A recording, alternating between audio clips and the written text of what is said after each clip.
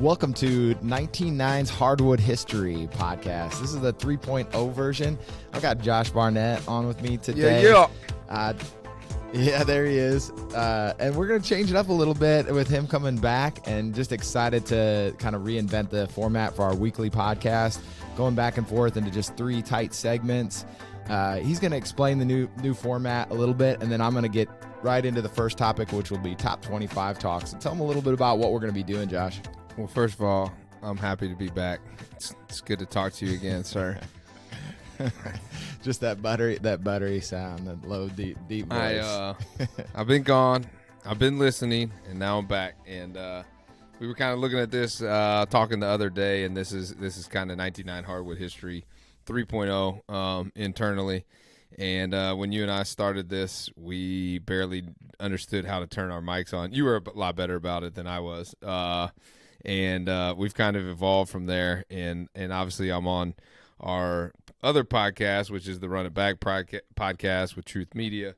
But I wanted to get back, and I wanted to get involved in this. So as we kind of talked through it, we wanted to kind of break it down, like you said, into 3 segments, starting with top 25 talk. We realized that people probably don't come to us to hear about what's currently going on in college basketball, but that doesn't mean that we don't like to talk about it and don't like to get excited for the games that are going on and that stuff. So much of our time spent is on shit that happened in the past because that's what our product ties back to, but we also want to have a little bit of time to talk about what's currently going on in college basketball. And you and I took 2 separate approaches to it, and your approach was to look back. So whenever we record, you're going to talk about a game that was, and then I always wanted to just kind of look forward so I could actually, number one, know what the hell was coming up in college basketball. So I was selfishly doing it for myself,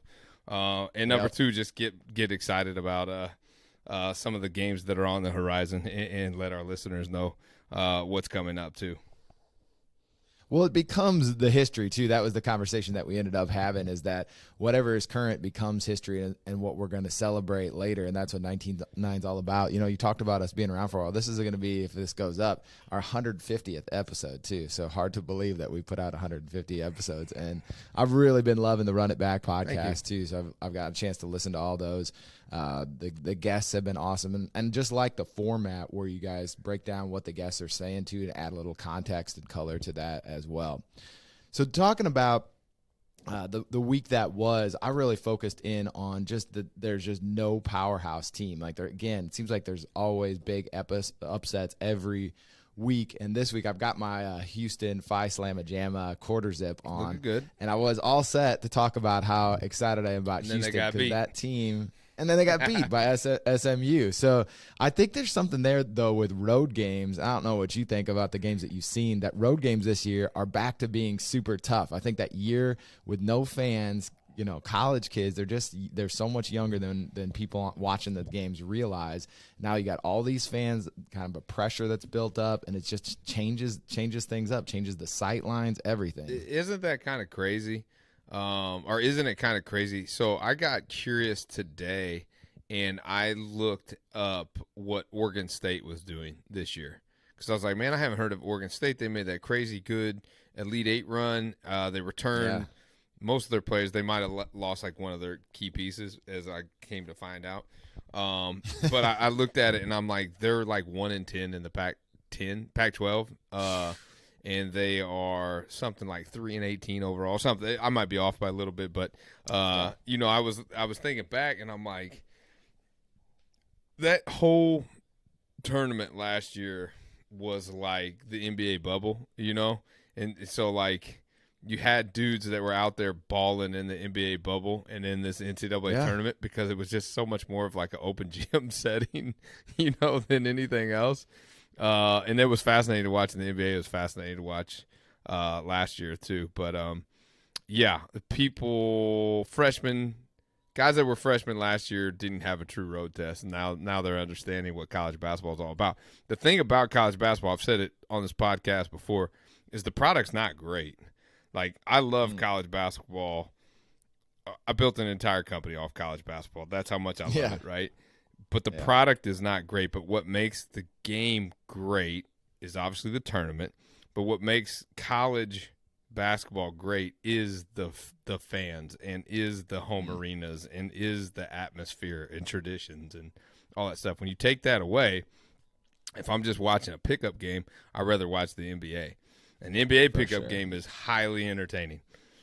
Yeah, because the athleticism, the shooting, everything's at a different level. But you have the fans and the atmosphere, and that just contributes to like something that's visceral. Even when you're watching it on TV, is what I love about it. You know, you watch that Arkansas, the end of that Arkansas was crazy game, and you could get excited even at home. And it's very rare that I'm watching the end of an NBA game and I'm like excited. Shout out to the dude in the front row awesome. Of the Arkansas game that was wearing our pullover too. He was going nuts. I loved it. Really? I loved it. It popped up. I was like, what? Awesome. I need to rewind that. I think that's our pullover, our quarter zip.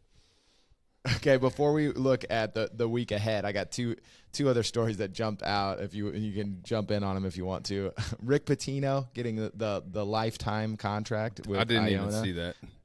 Yeah, I know. Pretty amazing. And then IUPUI, the worst team in college basketball, posted a tweet and asked students to try out for the rest of the season. So would you 4 years open tryouts? Between us, we have 8 years of eligibility left. I'm ready to suit up. I worry about my ankles when we're shooting on the Papa shot these days. I know, right? Like it's bad. For sure, it's real bad. Sure. I couldn't resist though seeing that. The Patino thing, this is gonna come across cold-blooded. I love Patino, but what is that lifetime contract like? What I mean, how much longer does he actually have? not like that guy might. You never know. Not man. just coaching, but like vampire. life. Period. Like I mean, he's old. Yeah. He's an old dude. He is.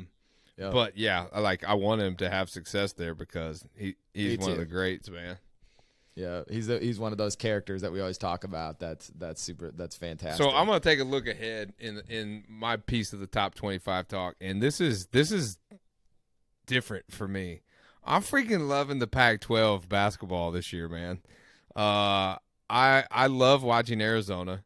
Part of that is they finally gave us, a license there, and we're coming out with Arizona stuff here in March, late March, maybe it's first day of April. Something like that. But I really like that Arizona team. And so as I was writing down the games that I want to watch, ones might happen before this recording even gets plugged in, but it's UCLA and USC. I haven't seen USC play yet. So I know that they have Mobley, the other Mobley. Mm-hmm. And I know that they were really good last year because they Elite Eight as well, I believe. Yeah. Yep. They made a run, and then I've always kind of liked UCLA. Watching UCLA make that Final Four run last year, damn near national championship run. I've been loving watching them. So the Pac-12 has some entertaining teams, and then I think that game's on Saturday night, and it's got to be a Walton game. It's got to be. So.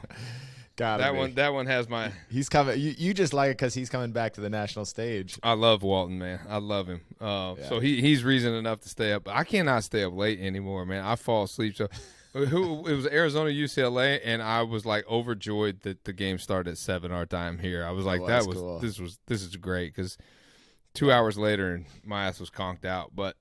That and then another surprising team to me, anyways, Big East team was Providence, and I have not watched them play yet. So they got a game coming up next week against Nova. I think it's like 15 versus 11, but I mean, probably not many people know that Providence is ranked number 11 in the country right now too. They're good. They're really good, man. Oh, I did watch it. I did watch a little bit of one game because they got Al Durham. Yeah, so I watched them very, very, very early in the season, and I haven't come back to them yet. So I'm looking forward to that. And then the third game I had was Kentucky-Tennessee. So kind of the two premier teams in the SEC. And Tennessee got embarrassed by Kentucky at Kentucky. So I want to see how the Vols bounce back. So yeah, that's your it. team for so football. I go Pac-12, Big East, SEC. There was. I'm glad I didn't step on your Arizona in the first segment, because I really do. They're one of those teams that, how crazy is that? We talk, one of the things we talk about a lot of times is, how is a team going to go with a coaching transition? How about a first year coach being absolutely awesome at Arizona? After all those years of kind of Sean Miller, a national name, and just never quite finding the success, he's gone. New guy comes in, first year out of the gate. Like, that's been amazing. Do they use that? Does that springboard the entire regime? You know what I mean? Or is it, hey, I did this with, or they did this with Sean Miller's player? Like, they're going to have to continue to recruit at that high level, which, like, Arizona recruits itself. I'm not doubting that they can do it, but you've seen it in the past, too, where that coach, like Brad Daugherty at UNC, comes in and has a really good first couple years, and then the wheels just fall off. It's like, I'm fascinated by coaching changes and all that stuff and how it works out for other schools, because, like, I'm a Tennessee football fan and an IU basketball fan. It has not been great. So hasn't been great. I've been on the west of the Mississippi kick this year. There've been, almost every national championship has been won by a team east of the Mississippi. But then you got Baylor last year, you got Arizona, Baylor again this year, UCLA, USC. There's quite a few teams kind of out west that are deserving of attention. Yeah, I agree. Loving the Pac-12. So I know that I didn't do a very good job on the intro as far as coming and telling you what our three segments were, but the point of that was we know that you guys don't come to us for current college basketball talk. We want to talk it anyways. It's going to be about a 10-minute segment every time, but then that's going to lead us into Hardwood history, which is like right up our alley, more of what we do. And as we were kind of playing with this format, and it might change over time, but as we were kind of playing with this format, we thought it'd be fun for each one of us to pick either a team, player, coach, memory, highlight, tournament, moment, etc., and just kind of talk about that and talk back and forth and do that for the second segment of each pod. So, Meyer, I'll let you go first. What did you choose as your Hardwood history trip down memory lane today? I picked Temple. You guys just released Temple gear, and we agree we're not always going to just tie it to a release of the week. But I've really enjoyed. Part of what I like about that is just it makes me think about some of those teams from the past. I had so much fun digging into this Temple team. They have, not only do they have the legendary coach in John Chaney, but they've got three players that I had to call out in Rick Brunson, whose son Jalen Brunson plays for the Mavericks and is getting plenty of shine right now with one of my favorite players, Luka, in the NBA. But both of them had that smooth lefty stroke. And Chaney has this great clip. So I'll have to post the link from this Facebook page, because whoever has this Facebook page, it's pretty amazing. Just all these like practice clips from this team. And Coach Chaney's like, well, he's a freshman, so I don't know how much he's going to play. But I know he's going to make a bunch of mistakes, but next year he better make no mistakes. And I just love the setup. I mean, we don't think of freshmen like that anymore. Like, they're going to make a bunch of mistakes. They better be ready for year two. But he knows that. They still are, but they just aren't expected to anymore. Yeah, now you can be a freshman, make a shit ton of mistakes, and still get drafted in the top 5. Exactly. Maybe not even start for your team. Yeah, it's crazy how that's changed so much. But like, when we go back and do these Hardwood histories, we're looking back basically at our childhood and our childhood teams and things like that. And a lot of times everybody's so focused on going forward and moving forward and what's ahead, and like, that's how we live our lives. We don't live, but like through 99, I live a lot of my life in the past, and it's just fascinating to kind of transport yourself back into those times, read quotes, hear people talk about it, and like, I find myself just shaking my head yes a ton of the time when I'm listening to the old interviews or reading old quotes or stuff, because I'm like, this guy thinks just like I think. And it's like, oh wait, well, we grew up together, or this is from the era that you love so much. You know what I mean? It's just crazy. Right. Well, the thing is that I end up finding out. One of the things I love is like finding out where have these guys been. Like, did you know that Brunson is now coaching DeJuan Wagner Jr., who is the number one recruit in the country? Yeah. And I found out one of the other guys on this team, Aaron McKee, who has just like this Philly, I mean, he is the Philly kid. This was a question I might have for you later. Is like, who are the best guys who just represent a city? Like, he grew up in Philly, goes to Temple, plays for the Sixers, assistant coach on the Sixers, and now he's the Temple head coach. Like, how crazy is that to have that kind of legacy in a city? I mean, that guy represents Philly in a way that few people represent their cities. We just did on the Run It Back pod. We just did the Jameer Nelson episode, and we talked a lot about Philly, obviously with the St. Joe's 2003, 2004. That is, as I'm learning more and getting deeper into this 99 stuff, that region, that city, not region, but that kind of region, but that city in the surrounding area there with Philly, with the Big Five and all that stuff, I'm like starting to fall in love with it. And I'm starting to I've always wanted to go to the Palestra up there, but I kind of want to do like a Philly college basketball trip and just go around and see that. And I know that it's still such the Big Five stuff is still such a prideful thing because all those schools still play each other. And they still crown a champion and do all that. And I mean, I know as Villanova has kind of rose to who they are, Villanova is dominated. Right. So it's maybe I'll get killed for saying it, but lost its lesson. Like, you have to have different teams winning it. You know what I mean? And it's more regional. Yeah, exactly. But Temple falls right in there, and their tradition and just that Philly area is, from a basketball perspective. I know New York gets a ton of love. I know the state of Indiana gets a ton of love in that as well. But Philly's up there. I had two other things and then I'm going to throw it to you for your person. So I loved this quote from John Chaney, and I think it's so important about teams.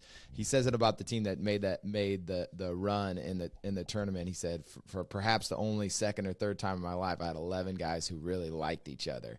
I think that gets underrated on basketball teams. You look at the Nets, the Brooklyn Nets, like, you can assemble all the talent in the world. Sometimes it can be as simple as, like, do these guys like each other? Are they pulling for each other? Does the each win matter? Because, I mean, it's a game, but, like, you can make it more than that by caring about each other and, just enjoying being around a group of guys. I think that matters a lot more at the college level, honestly. For whatever reason, I think that you have to recruit that too. Like, as a coach, I think you have to get like-minded personalities together as you're recruiting, which is not an easy thing to do because you can't ignore talent either. You're not going to take the guy that fits that's a 2-star over the 5-star that's an asshole, right? Like, fair. You're just going to have to figure that out. But one of the key things through having our guest on the other pod, on the Run It Back pod, is every one of them to a T talks about some kind of team unity before that great season that we talk about, whether it's 78 Duke, 03 St. Joe's, 98 Utah, whatever. They talk about, like, we spent the whole summer together. We played tennis together. We would go to the pool together. We bonded by going down the street and playing in these pickup games against pros, and we just loved each other, and this, and like, that is like this common thread across all these great teams.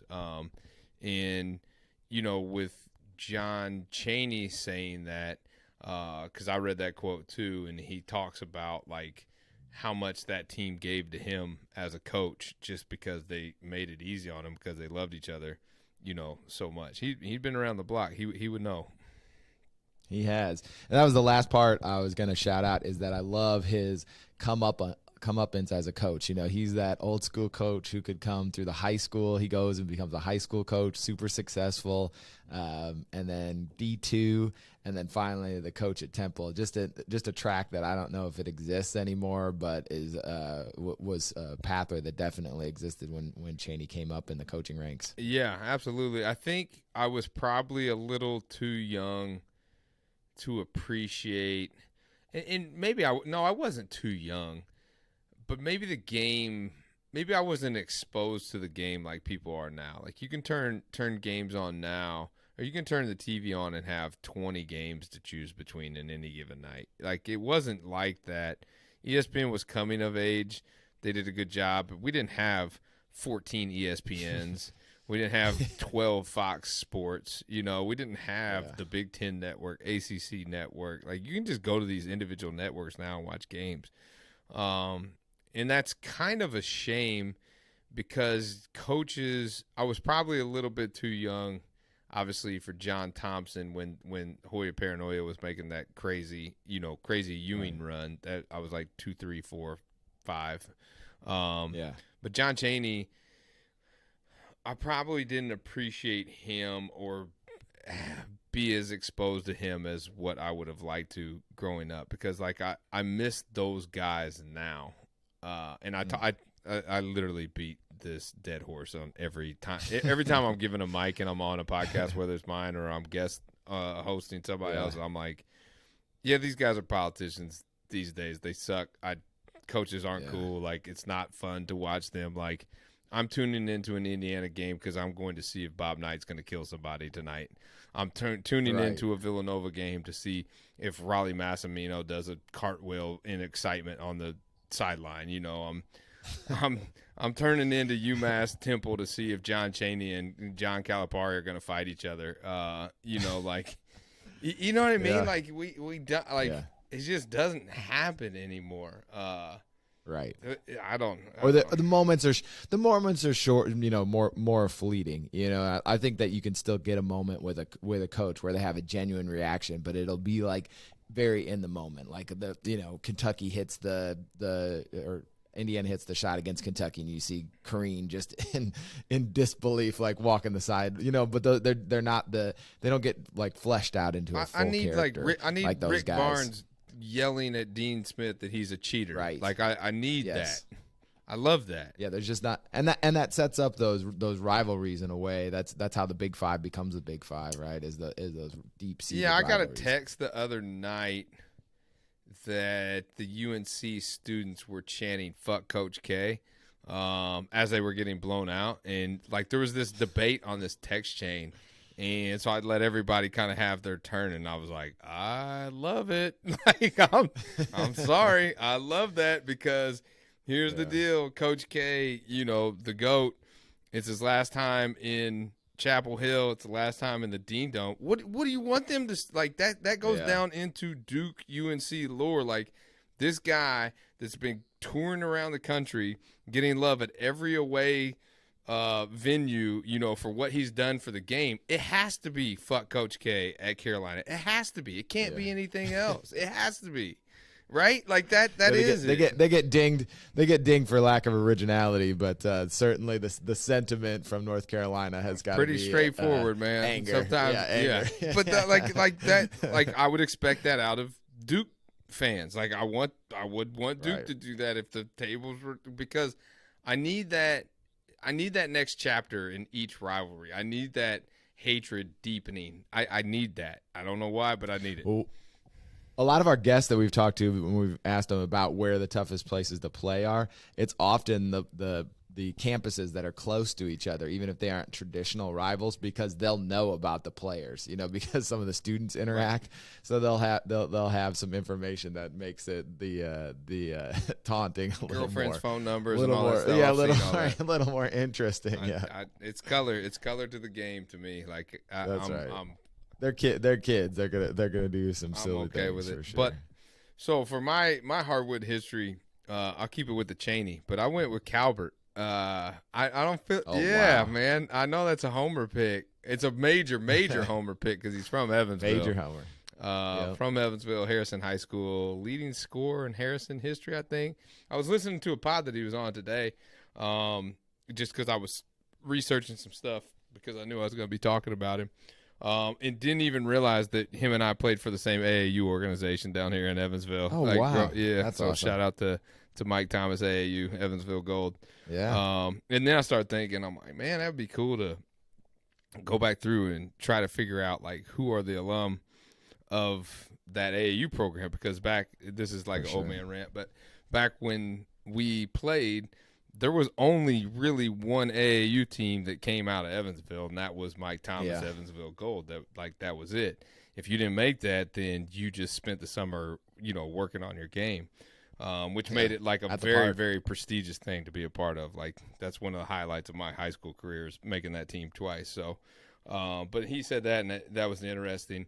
And I think that Calvert popped into my head because he was like the prototypical player for Coach Knight's motion offense. Like, I never Steve is my guy. Alfred is my guy. I was going to say, you better watch out. But this guy was like Steve Alford 3.0. Like our podcast is a 3.0. Like, he was athletic, more athletic than Alfred, and he was just built for that motion offense. And like, a good amount of my childhood IU memories are him coming around screens and rising up and just putting that lefty stroke in the basket. Like, he was so damn good.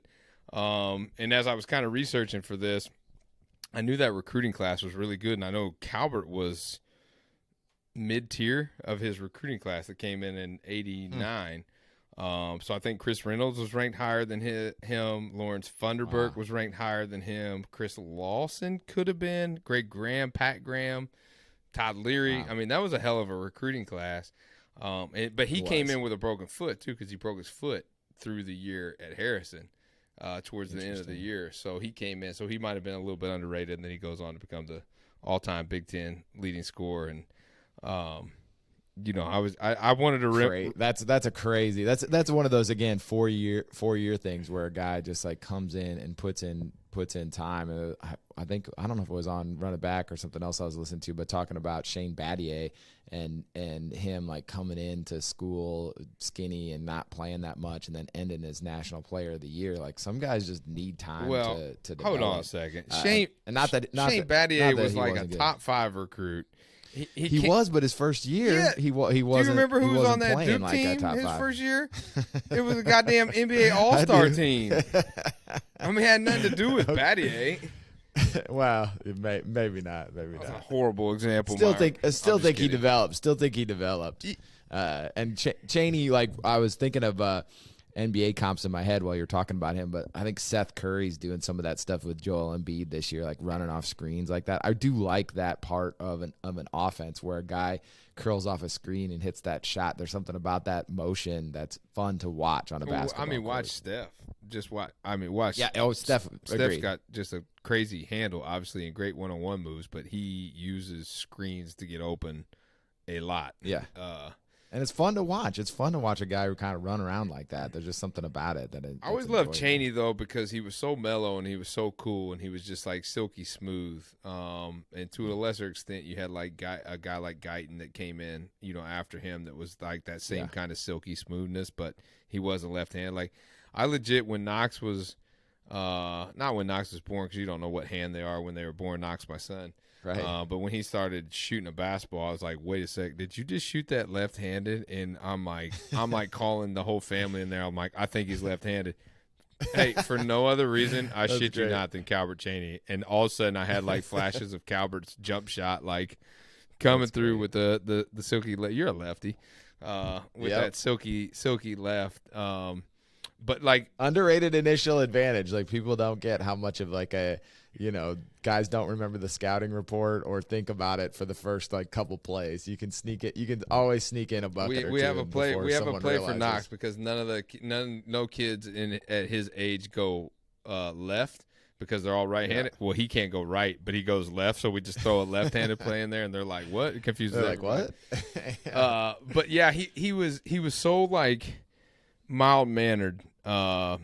Calvert, just so like unfazed by the moment and everything going on. But then when you crossed him, competitive as hell. And we he would stand up for his teammates. He would, I remember the dunk against Louisville where he's screaming in the dude's face because there was just so much shit being talked. Like, a very, very quietly strong-minded dude that just came out and you couldn't do anything to stop him. Like, that dude was one of the best college basketball players I've ever watched, hands down. Yep. So Yep. I had a question though, because I started thinking about IU basketball, Mount Rushmore of IU basketball. Does Calvert make it? How many heads are on Mount Rushmore? 4? I was a history teacher. We got 4 up there. So there's 4 of them. That's tough company because he That's he tough. doesn't get a natty. They lose to Duke in '92, which is the worst officiated game in the history of basketball since Naismith created it to today. And then in '93, Henderson blows out his knee. Breaks it. Blows out his knee, like that. and Kansas beats him. And I think if he has one of those, I think I still put him. I still think I put him up there. But I was listening to Isaiah maybe talk a long time ago, and he said, no, it was maybe Buckner. He was like, if you didn't, he was like, all IU players have a seat at the table, and he said the 76 team has a seat at their own table. And he said the other national championship guys have their own table. The Final Four guys have their table, and then the rest have. So we're all in there together. But this is how it's. This is how it kind of is. Okay. And so you're saying, all right. So Calvert's at the Final Four table, but he probably belongs at the top table with the rest of those guys. Yeah. I mean, just personally, I would but I think some of that probably falls into like which teams you got to see it as That's much. true. Like I think about Isaiah Thomas so much because it's like I feel like he gets underrated just because he's the best. He's the best pro to ever era, come you out haven't of seen it. Indiana. He's the best pro to ever come out of Indiana. So. And he was unbelievable in the pros, maybe even like underrated at this point, just because he kind of came into the NBA during a weird era where you could just beat people with a 2x4, where Charles Oakley's taking your head off if you go in the lane. Like if he's playing today, he's probably plays till he's 38, like Chris Paul. He's probably not as slept on if he's not part of the bad boys that everybody hated too. I think that hurts exactly. him. It does. So you would put Calvert up there. So if you're going to put Calvert up there, then who are your other 3? Man, I've got Isaiah is in there. I'm going with Steve then, and then I have to pick somebody out the 76. That's the hardest one. Can I just put the team? He said that they're at their own table. The team. Well, you would put because I mean. They bring it up as a team so often, like they don't usually shout out anyone. I'd throw Coach team. Knight. Like I would just like put Coach Knight in there. He could represent the 76 team. There you go. Okay, but I think I'm with you as far as we're concerned. Calvert, Alford, Isaiah, Knight. I mean, Knight presides over the whole thing in that 76 team. But there's so many good ones. Like even Mike Woodson was unbelievable. Yeah, no doubt. I've done a little research on him since he's becoming the coach and have a greater appreciation for him as a player too. Super awesome. Yeah, player. I think the interview I was watching, Calvert said that he watched a ton of film of Woodson, like loved Woodson, and watched a ton of film once he went to IU on Woodson and had a great respect for him. So, big shout out to Calvert Chaney, man, like Evansville's finest. Yep, you better get him on running back. Yeah, we could do that. That'd be all right. Make it happen. All right. How we wrap? All right, so that brings us to our final segment here on 99's Hardwood History Podcast. And for this segment, we're going to call it And One. This is where Meyer is going to come up with 3 topics, basically, or 3 things within a certain topic, and I'm going to add one at the end. So I don't see these. These are blind coming to me at the end.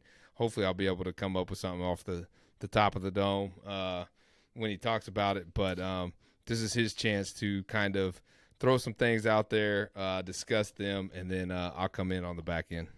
What you got? Where do we stand? First of all, on And One as a saying during a game and the apparel company right now? What are your feelings on that? Well, And One is just like part of the game. Yeah. So like I'll say And One just like when we make a sell or something. Like I use that shit all the time. Okay, good. I like that. I approve so that. what you got? What'd you come up with? I'm excited. Right. I'm excited for this because this can. I wanted to do. This can run. This can go whichever direction you want. Whether it. I was getting a bunch of ideas for this. So, but I went with kind of thinking about Jalen Brunson and his dad, and they're not who I on my list, but there's a few guys coming up too. It's sons of former players. So you got Bronny that's coming up that could be, who are the best ones though, is what I was thinking of. And you got DeJuan Wagner Jr. coming up, Jalen Brunson. So who are my top 3 sons of former players? Like in history or like currently? In history. This is it. This is in history. So number 1, Steph Curry, dad Del Curry, of course. Number 2, Kobe Bryant, dad Joe Bryant, Jelly Bean, awesome nickname too. We can get into nicknames at a later time. And then number 3 for me is another Splash brother, Klay Thompson. Oh wow. Michael Thompson was his dad. How much research did you do on this? Did you go deep? I did quite a bit. Yeah, this was fun because it seems like there's a lot now of guys. You know, you got Jeremy Grant and Harvey Grant's son. There's a lot of NBA players' sons that seem to be either in the league or have a shot at making the league, and it makes sense. You know, they have a lot of advantages that other kids don't, and connections and all that stuff. Genes as well. No kidding, genetics. Yeah, just height genes. Yeah, exactly. It's funny now because at 41, I've transitioned into that. Like, I remember when his dad played. Right. And, yep. Exactly. So I remember my dad telling me that all the time, and like when I was growing up and we'd be watching games, he's like, oh, his dad was a great ball player. He'd say that about like Jalen Rose or something with Jimmy Walker and all that stuff. I'm like, oh, his dad played? I'm like, okay, well, who was that? And he was like, this is da da da da, and he would get into it. Yeah. And yeah, like there was an NBA draft not that long ago. It might have been Romeo's class, where it was like something nuts. Like 7 dudes had NBA dads or something, and I'm like, and WNBA moms now too. You got that whole thing going. I'm just sitting there watching. I'm looking over at my sons like, you guys are fucked, man. Like, you got no shot now, man. The ceiling here for us in the Barnett household is to be a decent high school basketball player. That's if right. If we can make it that far, then we've done something. Man, so can you get on a good AAU team like that? So I got to come up with an and one to that. And one. That's a challenging one. Who was your hardest leave off? Do you think? That is tough. It might have been Jalen Rose. I like Jalen Rose. Yeah. No, I like Jalen Rose. Jimmy Walker. Just because I love Jalen now too. I just think he's a colorful personality. So I had him right in there. Yeah. But there's a bunch of other ones that are fun. I'll go with Jay Rose, Jimmy Walker, Jay Rose. Just because I thought of that during the thing, and then didn't realize that I could have used that at the end and not said it ahead of time, and now not have anything to say. Also, the Hardaways though. You need to yell and one. Yeah, Hardaway. Yeah, Tim Hardaways. That'd have been great.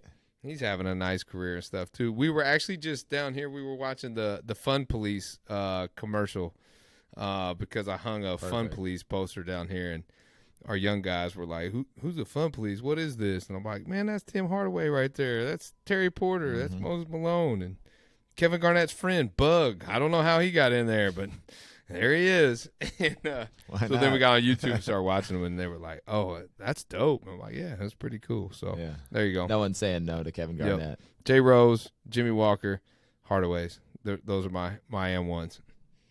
We'll put the Carlos Boozer and one yell at the end of this. All right, man. All right, man.